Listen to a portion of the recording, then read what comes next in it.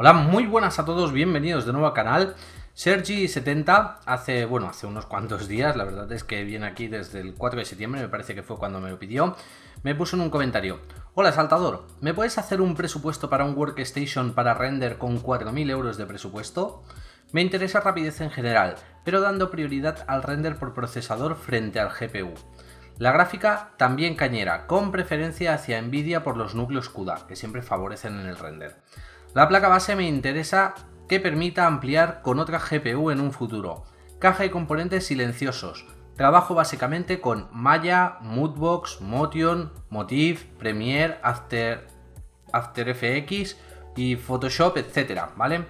Estuve viendo el presupuesto anterior del PC para render junto con otros vídeos del canal y aunque me quedaron algunas cosas claras, no me atrevo a ampliarlo mí mismo, bueno, por mí mismo supongo que es, ya que me asaltan demasiadas dudas. Elegir procesador solo por mayor caché, relación entre velocidad de la RAM y límites de la placa base, modo dual o quad channel, etcétera. Muchas gracias. Bueno, primero de todo voy a decir que este presupuesto no es apto para todo el mundo y para toda aquella gente que no conozca los workstation son pues estaciones de trabajo, como su nombre indica, pero sería lo que hay entre la gama gamer, es decir, por encima de la gama gamer y por debajo de la gama de servidores. La mayoría de workstation utilizan procesadores Xeon y en este caso la mayoría de softwares que va a utilizar como Maya, Moodbox, Motion, Motif, etcétera, hacen un uso y un abuso muy intensivo de las CPUs. Sin embargo, hay una cosa que sí que queda clara: la mayoría de estos softwares hace mucho tiempo que están depurados para trabajar con procesadores de la serie de Intel Xeon y por tanto aquí os traigo este presupuesto.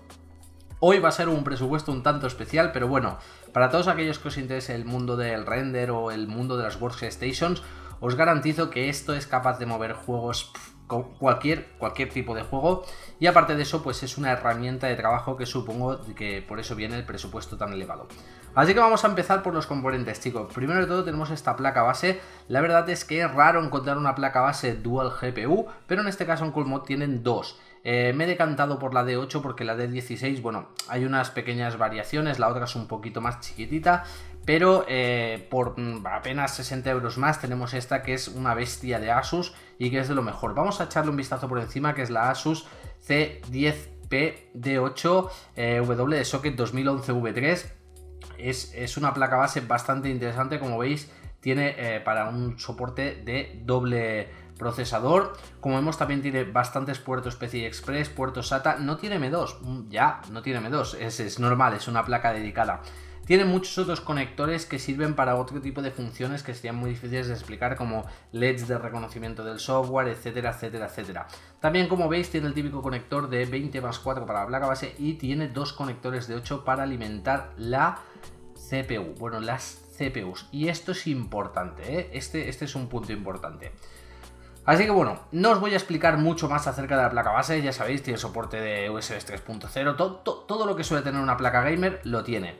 La única diferencia es que, como os he dicho, pues es eso, tiene un chipset diferente, que en este caso es el Intel C612, soporta, como veis, Sly Crossfire, es una de las cosas que él me pedía, que tuviera soporte para varias tarjetas gráficas para ampliar. Supongo que cuando me ha dicho lo de la gráfica cañeras no se refería a una gama profesional, porque una tarjeta gráfica profesional puede irse tranquilamente a 4.000 euros. Entonces, más o menos, creo que he entendido lo que quería. Vamos a ver un poquito más las especificaciones. Soporta DDR4 hasta 2133, bueno, perfecto, bla bla bla. Soporta memorias SCC, tenemos la SATA 3 y soporta diferentes tipos de RAID. Bueno, en cuanto a conectores tiene una burrada y media. Vamos a dejarlo ahí, ¿vale? 7 ranuras PCI Express de 16 líneas, sí, 7. Esto es algo difícil que quizá explique algún día en un vídeo, cómo se distribuyen estas líneas cuando hay varios procesadores y cómo entre ellos se comunican mediante el QPI. Pero bueno, ahí tenemos esta bestia de placa base. La verdad es que es necesaria, sí, es necesaria. Lo siguiente que vamos a ver es el procesador. En este caso vamos a ver este Intel Xeon E5 2620V a 2,1 GHz, socket 2011 V3. Son dos, es decir, aquí tenemos que multiplicar esto por 2.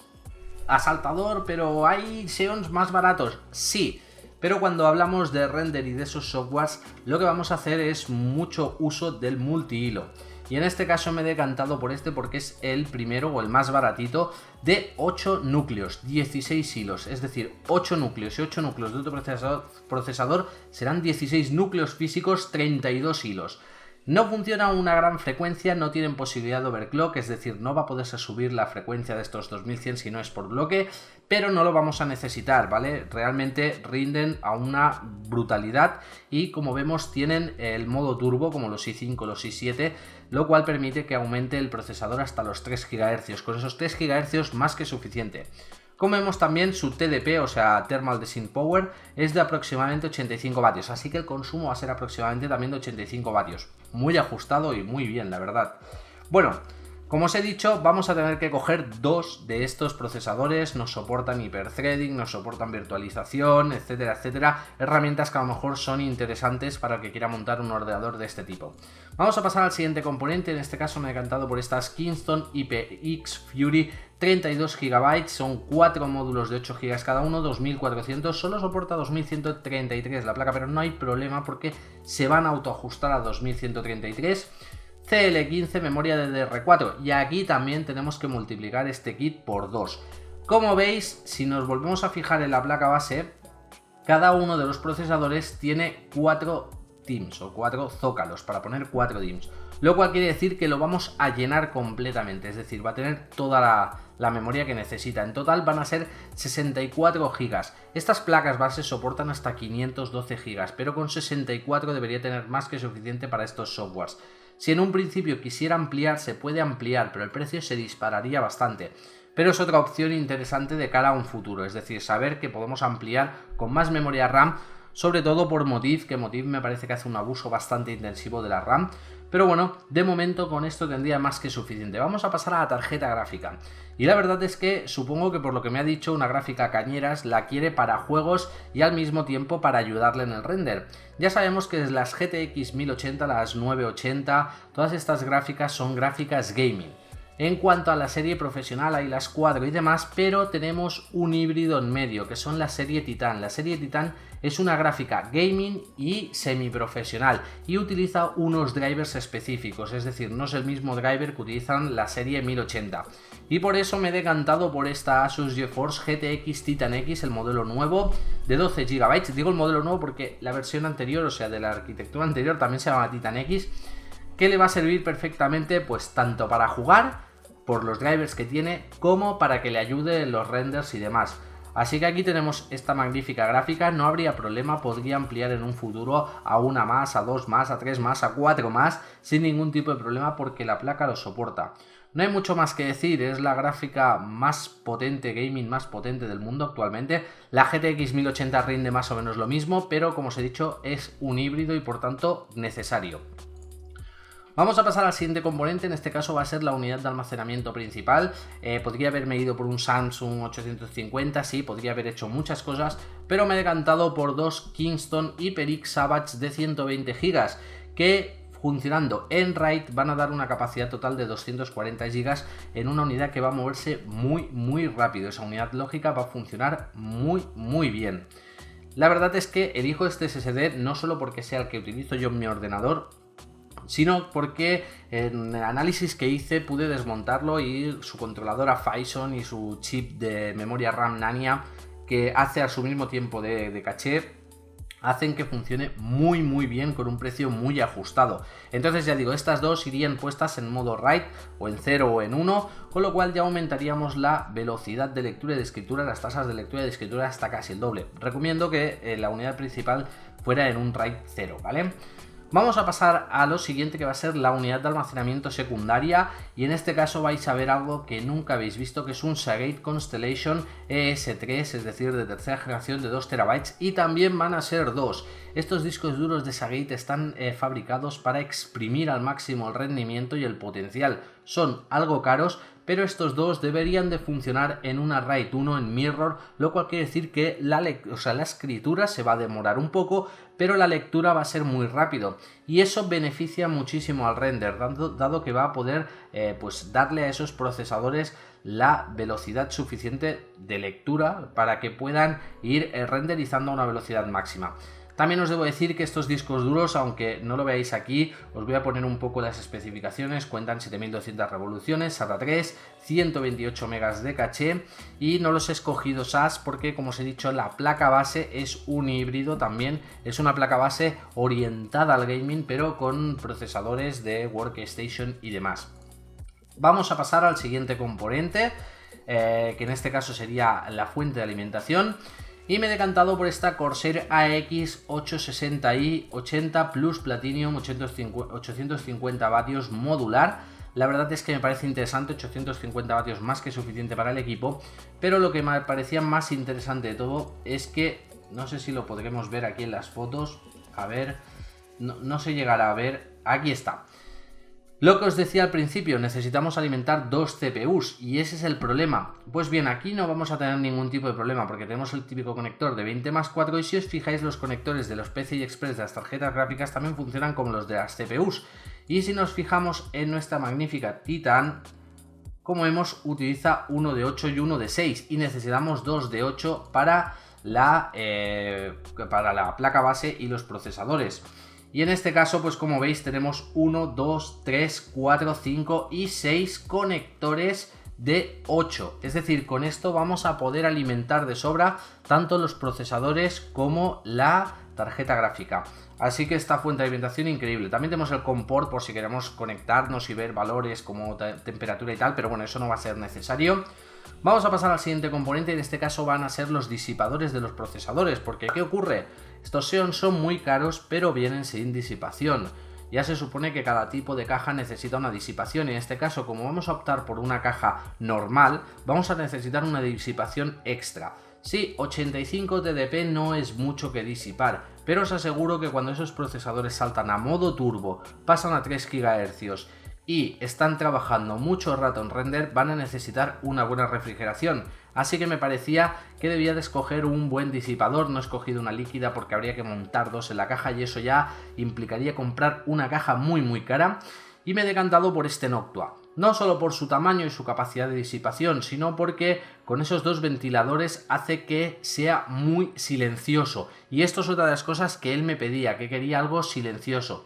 Y en este caso me he decantado por esta bestia de Noctua que, como veis aquí, utiliza doble disipador y doble ventilador, pero que al mismo tiempo pues es bastante silencioso y nos va a servir perfectamente para lo que él quería.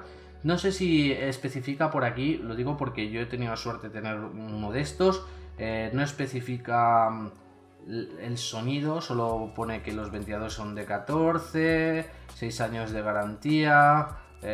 Bueno, vienen con un cable duplicador, potencia, horas, 19 decibelios, aquí está, 19 decibelios en modo LNA y 24 máximo en modo de funcionamiento estándar. Así que, como veis, es bastante silencioso, pese a su gran tamaño, gracias a esos grandes ventiladores. Y lo mismo, vamos a tener que coger dos, uno por CPU.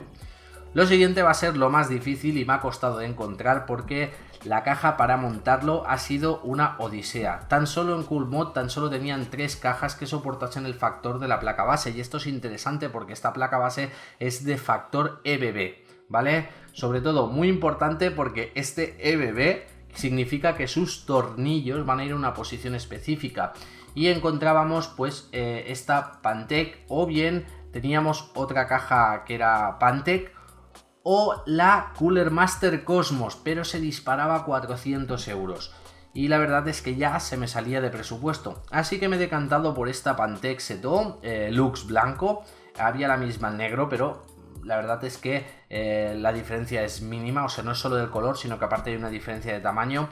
Y es una caja que, pese a que vemos así en fotos muy chiquititas, va a tener espacio suficiente. Y sobre todo los anclajes, es decir, si la vemos abierta aquí, la tornillería, como veis, tiene un tornillo extra súper atrás, muy atrás de la caja, que es lo que marca que soporta formato EBB. Así que aquí tenemos esta caja. Quizás, esto ya lo digo, si tuviera que hacer un cambio y pudiera, me pasaría a la Cosmos. A ver si puedo sacar otra foto aquí, perdón, otro link directo. Si pudiera, o sea, dado que estamos hablando de un presupuesto de 4.000 euros, y pudiera pegar un salto más, vale, mirad, como veis tenemos también esta Cooler Master Hub, pero no me gusta porque no es muy silenciosa. Si pudiera o si pudieras permitirte el aumentar un poco el presupuesto, yo me iría por la Cooler Master Cosmos, ¿vale? Es una caja muy cara, a mi forma de ver, es bastante más cara de lo que debería con respecto a lo que es la caja en sí, pero es una caja enorme y es bastante silenciosa, y como veis, formato EBB lo cumple perfectamente, llegaría hasta aquí la placa, no sé si lo veis, saltándose por encima estas gomas. Y eso es muy interesante, ¿vale? Si pudieras pues ahorrar esos 300 más o permitírtelo, te recomiendo el salto a esta caja. Pero bueno, yo en el presupuesto te he puesto la otra porque si no se iba de presupuesto. Y ahora sí, chicos, el total del presupuesto son 3.795, quedan 200 euros para lo que él me pedía. Esos 200 euros pues no permitirían el salto a la RAM, no permitirían el salto de caja, es decir, rebajando estos 150, aunque cogiésemos la Cosmos se pasaría de los 400, pero como digo, yo apostaría por la Cosmos, que te quedarían 4.100 y algo, y sería la solución más efectiva. Y bueno, yo creo que hasta aquí ya ha acabado el presupuesto. Ahora voy a comentaros algunas cositas de cara a lo del render profesional. Y esto es muy importante porque todo aquel que se dedica sabe que necesita una buena máquina, y esto es una buena máquina. En cuanto al ensamblaje, si lo quieres, pues te lo pueden ensamblar los chicos de Coolmod, ya sabes, por unos 45 euros más. Y el sistema operativo, pues también puedes comprarlo ahí por unos 90 euros. No habría mucho más que decir. Así que nada, chicos, espero que os haya gustado este vídeo, que hayáis aprendido. Como veis, he mirado de variar los presupuestos y ahora os voy a ir explicando exactamente el porqué de cada cosa, porque veo que los presupuestos saltan muchas dudas. Nada más que decir, si os ha gustado el vídeo sabéis que podéis apoyarlo con un like, compartirlo en las redes sociales o por supuesto suscribiros al canal para más vídeos. Esto ha sido todo, espero que os haya gustado y hasta el próximo.